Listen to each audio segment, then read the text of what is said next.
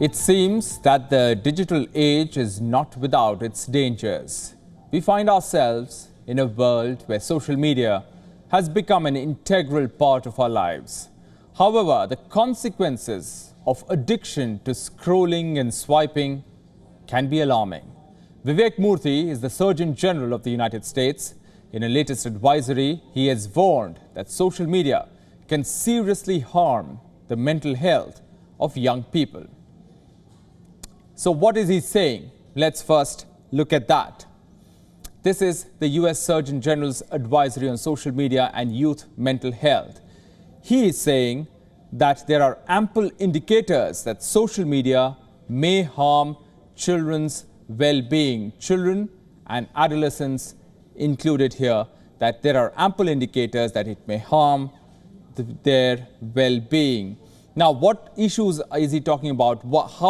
How can social media usage impact children and adolescents? There could be body image issues, unhealthy eating habits, poor sleep quality. That's what he's warning against. What else does he say? He says that social media use may lead to social comparison and low self-esteem. There's a particular group which is the most vulnerable that he is talking about, and those are teenage adolescent girls. That's the most vulnerable group, according to him. Now, what is he saying? He's saying that spending over 3 hours per day on social media doubles the risk of poor mental health. So that's something to worry about. Over 3 hours a day could double the risk of mental health issues, of poor mental health. He's also going on to say that social media can provide benefits for some children. So not all is gloom and doom. It provides benefits for some children. It's a source of connection for youth who are often marginalized. But he has a warning here as well. What does he say? He says that the social media contains extreme and harmful content which can normalize self-harm. So that is another warning that he's giving. Now, what's the way forward? He has some recommendations for various groups. What's the way forward? He says that for policymakers, the way forward is to strengthen the safety standards and limit access in ways that make social media safer for children of all ages. So that's what policymakers can do. Now, what can tech companies do who are designing these platforms? For tech companies, he says, you share data, be transparent about the data on impact, share data with independent researchers to understand the impact of social media use. Also protect children's privacy, he says, and ensure better adhering to age limits, put age limits for access to certain aspects of social media. That's what tech companies can do. What can parents and caregivers do? They can create family media plan. They can encourage children to foster in-person friendships. That's most important. Encourage children to foster in-person friendships. Basically, have open discussions. What is the family media plan? It refers to open discussions within the family on topics such as balancing screen time, the content boundaries, and not disclosing personal information, staying safe online. Have open discussions with your children about all these aspects. That's what the US Surgeon General is saying. What can children, adolescents who are on social media, what can they do? They can limit the time spent on social media. Also, reach out for help if you or someone you know is being negatively affected by social media, and keep in-person gatherings free of devices. Keep in-person gatherings device-free. That's also an advice for children and adolescents. Now, finally, what can researchers do? Researchers can prioritize social media and youth mental health research. It will benefit in the long run, is what the US Surgeon General is saying. All right, now let's cut across to our guest joining us for more on this to discuss the impact of social media use on mental health of children and teenagers. We are joined by Dr. Harish Shetty. He's a psychiatrist joining us from the Indian city of Mumbai. Thanks very much, sir, for speaking to us. Thank you. Sir, let's begin by talking about this report by US Surgeon General. He is saying that social media has both positive and negative impact on children and adolescents. I want to understand from you, in your experience, when you see patients in that age group of who are children and adolescents, what have you seen in dealings with those patients? You know, how is social media impacting their mental health? I work with schools every week. Well, there's a direct impact. One is, if they're on social media for a long time, they experience loneliness. Loneliness can lead to depression directly, and the numbers are very big. Second is, when they're addicted to social media, they would behave in the same manner as people who consume alcohol behave with their relatives. When an alcoholic's wife or a parent stops him from drinking, he gets violent. So we see a lot of young boys and girls getting violent against their parents, and that is also a direct effect of social media. Third are indirect effects. When children are on the media for more than 3 to 4 hours, the parents get very irritated. They shout at them, they scream at them, children experience scholastic failures, loss of grades. They are reprimanded by teachers in the class. They are reprimanded by close relatives who feel insulted when these kids don't speak to them when they visit their homes. So the indirect effects also add to the direct effects, and there's a lot of anxiety, depression. Fourth, when there's sleep deprivation. In fact, sleep deprivation is worse than insomnia. That causes a disturbance in the mind-body orchestra. It disturbs all the organs. We see young children having diabetes. We see young children having issues in their stomach and intestine. We see young children having issues on their skin. So there's a lot of psychosomatic reactions and consequent physical as well as psychiatric illnesses. At the same time, these kids also experience low self-esteem, body image issues, and get addicted to porn and other websites. Many of them get abused by adults because they get carried away by Instagram posts as well as other social media posts. The next most important thing is those who experience depression because of difficult families, difficult studies, or difficult schools, they gravitate towards the social media, and their mental health problems become compounded. I strongly believe that what is happening in the United States of America is also happening in India to a very great extent. And I feel that social media should, the social media companies should also exhibit some amount of restraint and come up with policies that will not hurt children.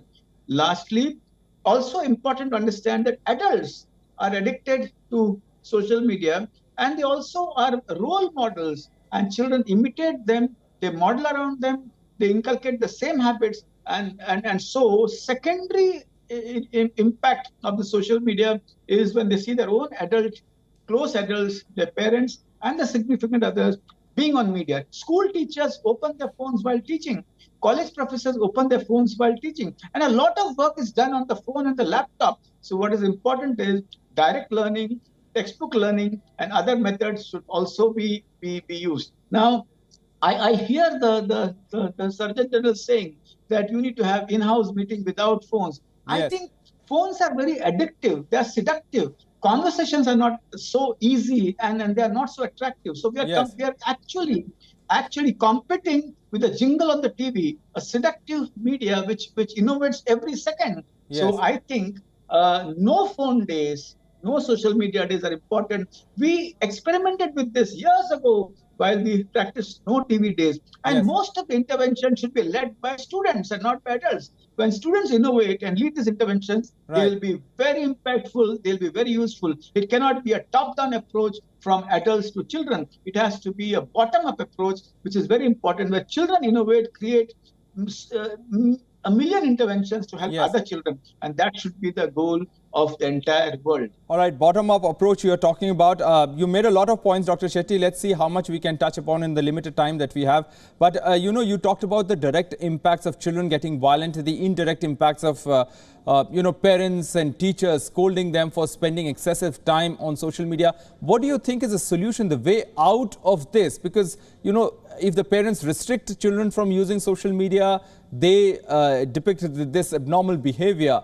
So how do you counsel these parents and children to limit the time on social media?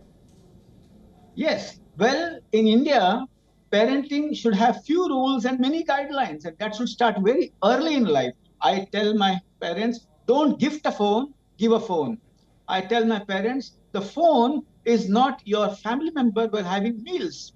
I tell the parents, children cannot be inside their rooms while having a meal in front of the TV or the phone. They need to be with everybody around, which is very important. When children say that is my space, it's not your space, don't encroach it on, or don't encroach it, I tell them that the flat agreement shows that the name is parent. So firm parenting very early in life is extremely important for better habits to develop. All the same, when a close when you have a party at home, children take advantage. They please give me the phone, and parents believe that the phone is a peacemaker. It keeps the child quiet. Not at all.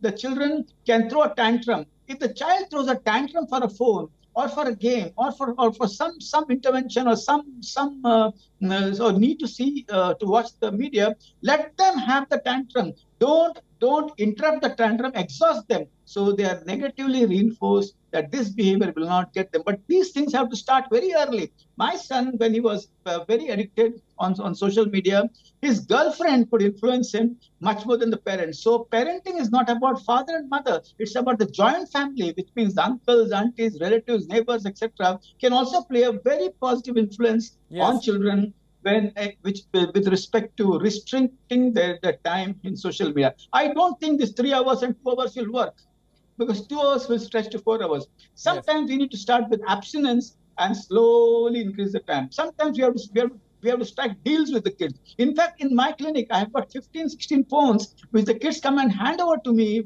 around the time of exams, because my rapport with them is very good.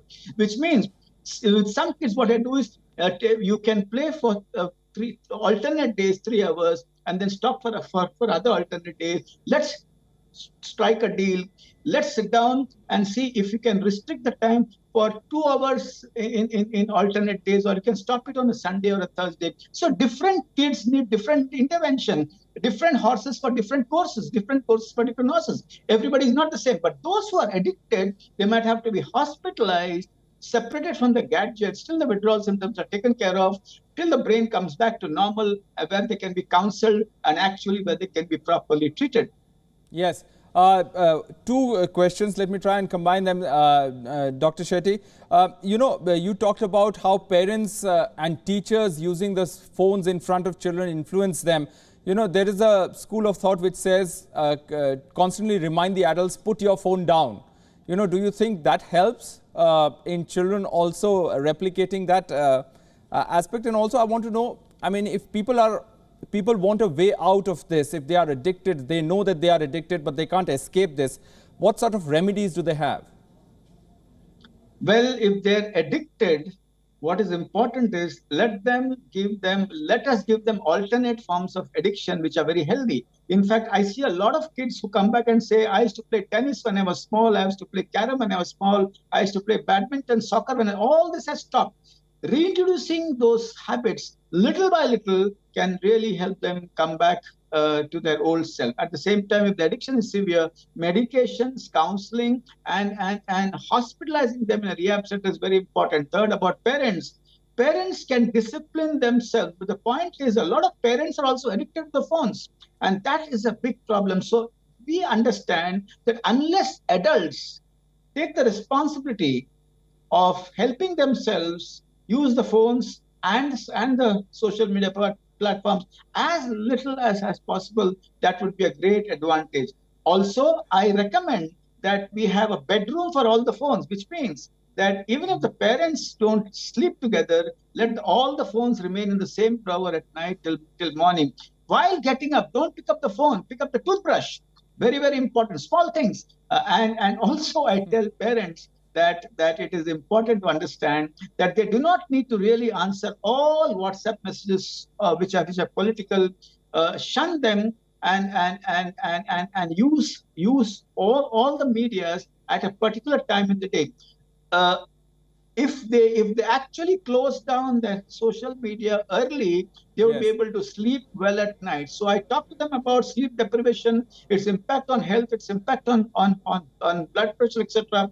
Apart from that, mindfulness, family together doing yoga has helped many families get over their social media attraction. I tell children, do not play with your fingers, play with your hands and legs. And when they enjoy playing with hands and legs and the dopamine rush enters the brain, they feel much better and they remain away from. But the point is, the social media companies are very innovative. If you want to beat it, you need a community to come together. In India, in Maharashtra, a small village in Maharashtra has come together and have some time period where they should keep, the entire village should keep the phone down. So it needs a movement. It's not a job of a psychiatrist or a psychologist. It's the job of the entire village. It takes the whole village to raise a child. It takes the whole village to restrict media and improve the health of children. All right, Dr. Harish Sethi, important points and suggestions there. Thanks very much for joining us on this rather important topic. Thank you.